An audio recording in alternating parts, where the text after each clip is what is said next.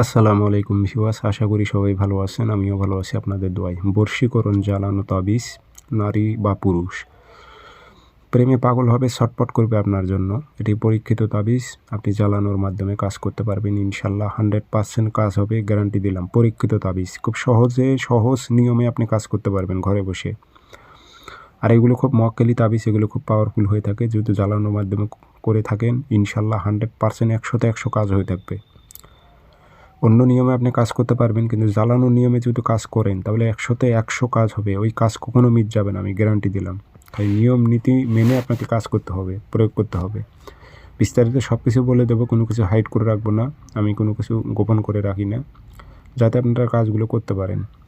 ইনশাল্লাহ ভিডিওটি সম্পূর্ণ দেখবেন। আর অনুমতির জন্য চ্যানেলটি সাবস্ক্রাইব করে রাখবেন, ভিডিওগুলো শেয়ার করে দেবেন, মন থেকে যত অনুমতি থাকবে। আর ব্যক্তিগতভাবে যদি আপনারা আমার থেকে যে কোনো কাজ করে নিতে চান, অথবা কাজ শিখবেন, অথবা জিন্নাতের মাধ্যমে যে কোনো বিষয়ে হাজিরায় দেখবেন, যোগাযোগ নাম্বার আমার একটাই, অসংখ্য ভিডিও কপি হয়েছে, সেগুলো নাম্বারে ফোন দিয়ে প্রতারিত হবেন না। 0133152703 ইমো আছে, হোয়াটসঅ্যাপ আছে। নকশা আপনি 7 দিন 7টা জ্বালাইবেন, যে কোনো দিন ফটোকপি করে এনে রেখে দেবেন। আর লিখতে পারলে তো আলহামদুলিল্লাহ ভালো। শনিবারে অথবা মঙ্গলবারে সকালবেলা কাঁচি দিয়ে কেটে নেবেন, অথবা লিখে নেবেন 7টা।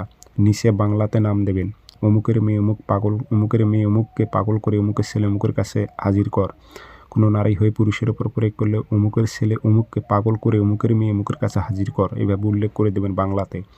আগরবাতি ধোয়া দেবেন, আতর ভরাই দেবেন, দিয়ে 7 দিন 7টা জ্বালাইবেন। শরীরটা অবশ্যই বন্ধ থাকতে হবে, কারণ জ্বালানি তাবিজ, শরীরটা বন্ধ করে রাখবেন।